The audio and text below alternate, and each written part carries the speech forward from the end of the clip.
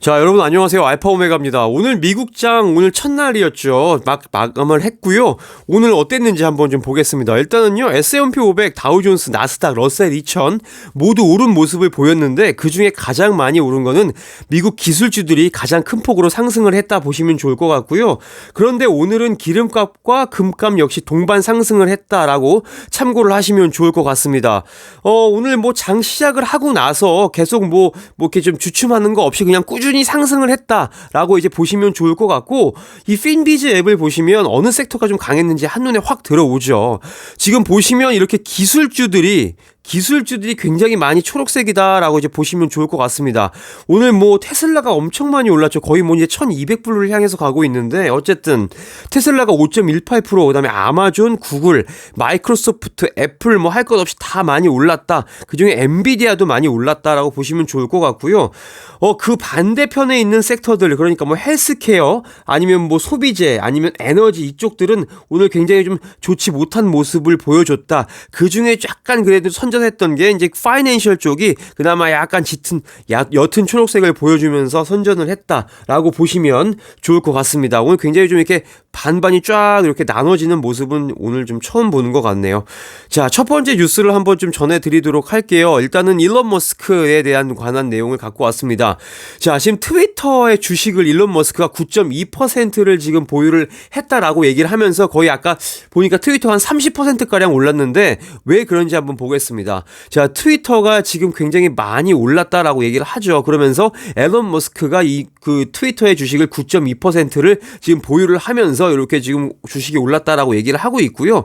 지금 보면은 지금 일론 머스크가 지금 트위터 주식에 거의 7,300만 주를 가지고 있다라고 이제 얘기를 하고 있습니다. 그런데 일론 머스크가 왜 이렇게 트위터의 주식을 매수를 했느냐라고 봤을 때, 지금 그 트위터에서 그 사람들의 그런 이런 의견들, 일론 머스크가 내는 그런 의견들이 계속 지금 뭔가 좀 가려지거나 지워지고 있는 것을 보면서 지금 이거 민주주의가 지금 훼손되고 있는 거 아니냐라고 이제 얘기를 하면서 이 민주주의를 뭔가 이 발언의 자유를 지키기 위해서 일론 머스크가 아예 트위터를 지금 매수를 해버리는 거 아닌가, 요런 지금 사람들이 예상을 하고 있죠. 그러면서 이렇게 주가가 팍 올랐다라고 이제 생각을 하시면 좋을 것 같습니다. 자, 그래서 요점은 뭐냐면 이런 프리스피치 프린시플을 보장하기 위해서 일론 머스크, 그러니까 그 발언의 자유를 보장하기 위해서 트위터를 지금 매수를 하는 게 아닌가라고 이제 얘기를 하고 있죠.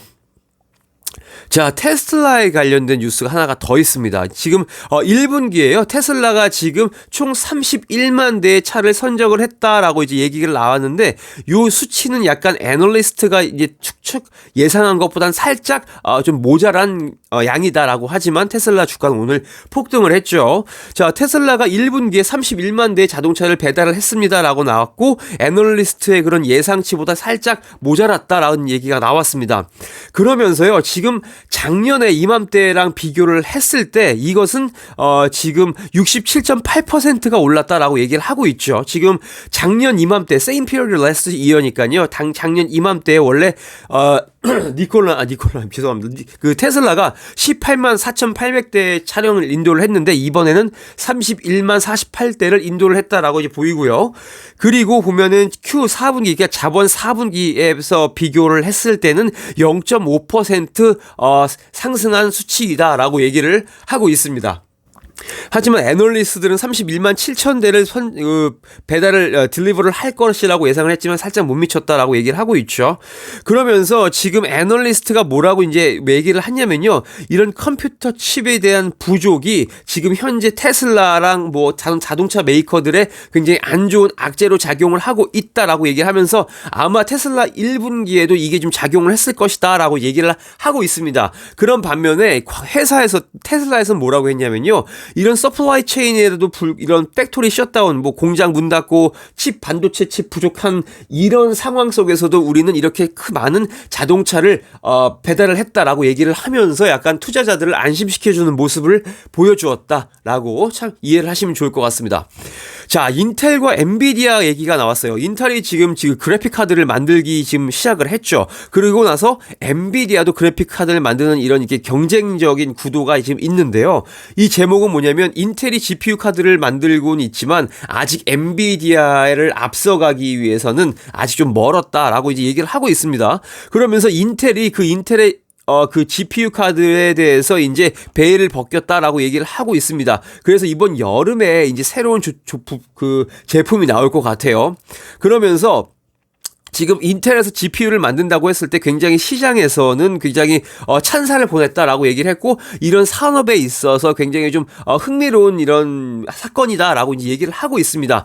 그러면서 이게 지금 인텔에서 GPU를 만든 것 자체가 굉장히 이 회사의 긍정적인 영향을 가져다 줄 거라고 이제 이 사람들이 얘기를 했죠. 하지만 이 지금 인텔에서 만드는 GPU 카드가 엔비디아 카드를 이제 약간 대체하는 거에 있어서는 아직은 시기상조이다. 아직은 멀었다라고 얘기를 하고 있고요. 마찬가지로 AMD에서 만드는 그런 것들을 능가하기 위해서는 아직 인텔이 갈 길이 조금 남아 있다라고 이제 얘기를 하면서 이 트러스트에서 이제 이런 발언을 했다라고 이제 참고를 하시면 좋을 것 같습니다.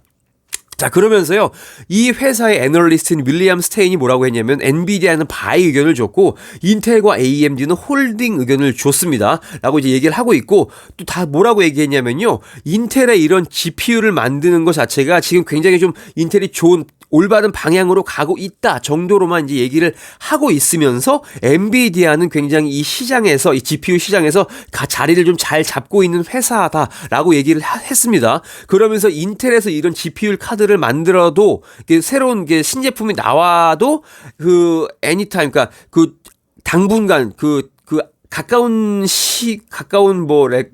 미래에 있어서는 인텔이 엔비디아에 약간 뭐랄까요, 이렇게 좀 영향을 주지는 못할 것이다 라고 이제 얘기를 했다고 하죠. 그러면서 지금 엔비디아 얘기를 또 합니다. 엔비디아가 지금 이런 증거를 봤을 때, 그러니까 매출이 이렇게 증가를 하고 캐시플로우를 비추어 봤을 때 굉장히 이 엔비디아가 인공지능을 이용한 데이터 센터 혹은 엣지 컴퓨팅도 역시 사업을 잘 하고 있는 것으로 보인다라고 얘기를 했습니다. 자, 그리고 인텔에서는요, 지금 이번 여름에 GPU 카드를 이제 내놓기로 했는데, 지금 아크3는 현재 구매를 할 수가 있고, 아크5와 아크7이 이번에 이제 연중에 나오겠죠. 그렇게 좀 출시가 될 것이다 라고 얘기를 하고 있습니다. 이건 지금 보시는 차트는 인텔의 지금 차트예요. 보시면, 아직까지 주가는 지금 52주 최저가 최고가 범위를 본다고 그러면 아직까지 좀 부담 없는 가격인 것 같고, 그다음에 이게 5년짜리 차트를 보면 최고가가 거의 70불 가까이 왔는데 아직까지 많이 내려간 모습을 보여주고 있는데, 최근 1년 정도의 트렌드는 좀 하향을 하고 있다. 이 정도로 좀 보시면 좋을 것 같습니다. 자, 퀄컴이요, 어라이벌을 인수한다라고 하는데 자동차 만드는 어라이벌 아닙니다. 이거 철자가 달라요. 그 회사는 어라이벌이에요. AL로 끝나고, 이 어라이벌은 자율주행 어시스트 만드는 그 회사입니다. 헷갈리시면 안 돼요. 자, 그래서 보면 퀄컴이 월요일날 어떤 얘기를 했냐면요, 지금 어라이벌이라는 그런 회사를 인수를 하기로 했다라고 이제 발표를 했고요. 이 회사를 인수를 함으로써 어떤 걸 촉진을 하냐면요, 자율주행 능력을 약간 이 회사가 더 가져가겠다라고 하는 이런 전략적으로 이 회사를 인수를 했다라고 보시면 좋을 것 같습니다. 원래 이런 인수에 대해서는 2021년도 10월 달에 이렇게 처음 얘기가 나왔죠. 그러면서 이 어라이벌의 드라이버 어시스턴스 에셋이 이제 퀄컴의 이제 일부 자산이 될 것이다라고 이제 10월 달에 처음으로 작년에 얘기를 했다라고 얘기를 합니다. 그러면서 이렇게 인수를 할 경우에 퀄컴이 이런 ADAS, 그러니까 자율주행 관련된 이런 기술들을 조금 더 이제 완벽하게 좀 가져갈 수 있을 것이다라고 이제 얘기를 하는 거죠. 그러면서 이런 딜의 한 그런 부분으로서 퀄컴이 이제 어라이벌을 이제 포함을 하게 되는 거죠. 그 자산으로. 그러면서 스냅드래곤 라이드 플랫폼에 어라이벌의 자율주행 시스템을, 이 소프트웨어를 이제 탑재를 하겠죠. 그러면서 약간 좀 자율운행 자율주행 칩을 만드는 어떤 회사로서 조금 더 경쟁력을 가져가는 모습을 보일 것이다. 퀄컴이. 이렇게 좀 이해를 하시면 좋을 것 같습니다. 그리고 이 인수권에 대해서는 앞으로 다가올 4월 27일 날 어닝콜에서 아마 CEO가 조금 더 부가적인 설명을 하지 않을까라고 예상을 좀 하고 있어요. 자, 로쿠 소식이 나왔습니다. 로쿠가 지금 멀티 이어 익스펜션을 또 이제 다개년 계획을 맺었습니다. 누구랑요? 아마존이랑 맺었습니다. 얼마 전도 아니죠. 좀 많이 시간이 지났는데 이 아마존에서 만드는 알렉사를 통해서도 이 로크 프로그램을 켰다 껐다 할 수 있다는 소식을 전해드렸는데 뉴스를 쭉 보다 보면 로크가 굉장히 아마존과 굉장히 긴밀히 협력을 하고 있는 회사다라고 지금 저는 보여지고 있습니다. 자, 그래서요. 좀 간단하게 뉴스가 나왔어요. 로크가 지금 멀티 이어 익스텐션을 하기로 했다. 아마존과 이제 이게 뭐 수년간 같이 또 일을 하기로 했다라고 얘기를 하고 있고 그 로크 디바이스를 통해서 지금 아마존 프라임 비디오를 볼 수도 있고 아니면 IMDb TV 앱을 볼 수 있다라고 이제 얘기를 하는 거죠. 그러니까 로크에서 로크 그 디바이스만 있으면 여기서 다른 많은 채널 이외에 아마존 프라임도 TV도 볼 수가 있다라고 이제 얘기를 하고 있는 겁니다. 그래서 자세한 내용은 아직까지 나온 것은 없다라고 이제 얘기를 하고 있습니다. 자, 그래서 로쿠를 지금 차트를 또 한번 가져와 봤습니다. 5년 차트고요. 지금 아주 굉장히 많이 떨어졌죠. 거의 뭐 430, 40까지 올라갔다가 거의 지금 180도로 지금 많이 떨어졌는데 여기 지금 보면 데이 레인지가 뭐 데이 레인지는 됐고 52주 지금 1년치를 보면 굉장히 최저가에 근접해 있죠. 뭐 매수하기에는 굉장히 좀 부담이 없는 위치라고 저는 생각을 하는데 다만 매수를 하겠다면 분할 매수가 정답이겠죠. 요 정도로 보시면 좋을 것 같습니다. 자, 일단 오늘 제가 준비한 내용은 여기까지고요. 좀 도움이 되셨으면 하는 내용이 있기를 바라면서 오늘 방송 마치겠습니다. 좋은 하루 되세요.